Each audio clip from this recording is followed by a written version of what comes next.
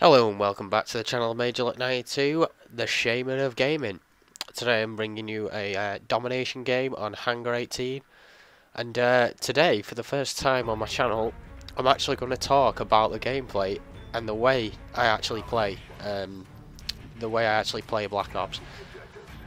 So in this game, my plan was that we needed the B flag and would keep A. I'm not too minded about going getting C, although at one point in the game I do go over that way. As you can see, I haven't long prestige and I haven't bought too much stuff, so I'm rolling with the M16, and I find that this gun, even with no attachments or anything, is awesome on this map because of how long the lines of sight are, especially over B. Now I will warn you, some of these, well, take it for what you want, but some of this game to some people might seem a little bit campy, but all I'm really trying to do is, you know, play defensive, pick people off from range is what you need to do with the M16, and just try. At this point, as you can see, I was just trying and striving for us to get the B flag, because it's really important on this map, and once one team's got it, it's, I'm not going to say it is impossible, but it's near impossible. See, at this point, I know now we've got both of these two flags that they're only going to be spawning in one direction, and I can see that there's some teammates sort of to my right and on the right hand side behind me. So their team's only going to be coming from one way, which is the C flag. And eventually, when I get my only death of the game, it actually does come from behind me, and I'm really not sure how he got into the position he did. But another thing I want to talk about is what I buy just after I've prestiged, or what I bought early on, you know, the first time I leveled up. So in the first game you actually play, after you prestige, you'll have a class with the M16, a class with the MP5, and a class with the Olympia. Not a lot of people use the Olympia at all, so the M16 and the MP5 are the two bigger options. I run the M16 on maps like this, and the MP5 on smaller maps, obviously, because that makes sense. There you go, there's my only death of the game from behind. I'm really not sure how he made it to that position without anybody picking him up, but never mind. Yeah, so what I buy, I build up those two classes and play with those two classes until I've got enough money to buy a lot of other stuff. So I just build up those two classes.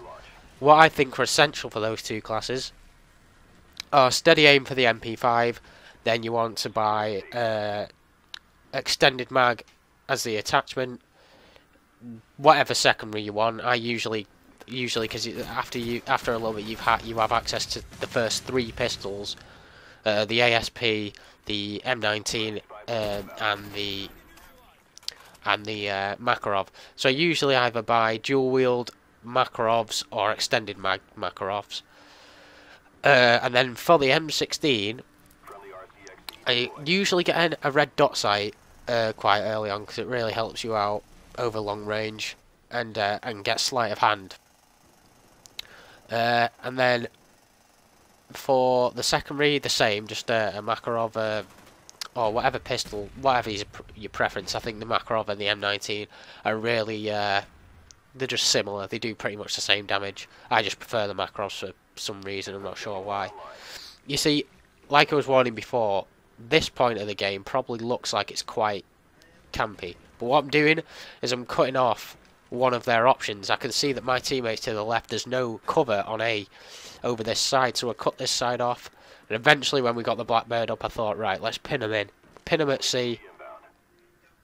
And don't let them get to these, you know, these paths around the edge of the map. And that's exactly what I do. I sort of pin them in. This guy camping in the corner, pick him up with the shittest pistol in the history of Call of Duty. See, I thought this guy was coming around the corner, but actually he was coming behind me. He's just got quite lucky there killing him. But yeah, so yeah, for the first, I don't know, maybe till level 20, something like that, I'll pretty much just use those two classes that I mentioned, MP5, M16, because they cater for all needs, really. Because people who will have a sniper class, which I do, I always have a sniper class. On the maps that I'd use a sniper on, I just use the M16. and like shotguns and stuff like that. You know, maps that are good for that. The MP5 will do exactly the same job. So that's the way I switch it up. Other thing to buy early on, I like Ninja, I like Scavenger and Hardline, and I don't know, that's it. I can sort of run with those two classes throughout, you know, the first maybe 20 levels. But this game, I think, is a prime example of how Domination should be played as a team. You'll see in this game I don't have a massive amount of captures, but if you've watched the game thoroughly, you'll notice that up till maybe this point, I've been cutting people off left and right. Even just after this bit, there's people coming around to try and capture C back. This point, obviously, they've got A. I don't care. They can have it all they want. Anybody who knows how to play Domination knows that you don't want to triple cap somebody unless unless you're on a comeback, and you need points towards the end of a game. But like I said, you'll see if you've watched thoroughly that what I've been doing is cutting off popular routes back towards the flags that they're trying to get, and it worked for a lot of this game because, as you can see, we're absolutely crushing this team. Because this team that I was rolling with, they are actually quite good. They just five random people I never met, but they were decent actually as a team. We were good, and as you can see, they got nowhere near the B flag for the entire game, and we played it out really well. So for the last few minutes of this game, because there's not much else to it other than, you know, you want to be like this situation. Nobody ended up coming that way, but I was ready for an engagement. If anyone would have come there, he would have had no chance. And like this, I'm literally, you know, trying to keep as much cover between me and the enemy as humanly possible, and it works out really well. Here we bring the air power in, and they've just got no chance, especially when they've only got the A flag. Although the A flag out of A and C has probably got more cover right because it's got that huge building right next to it. But for the last few minutes of this video, I just sort of went on a bit of a Slayer roll, trying to, you know, build up another kill streak. I've got all my kill streaks at the moment anyway, just trying to, you know, make something quite impressive. Anyway, for the last 3 minutes or so of this video, I'm going to be talking about what else I've got coming up. I bought DSX. I've started doing playthroughs for that, but I've been struggling doing it because obviously I've not been very well.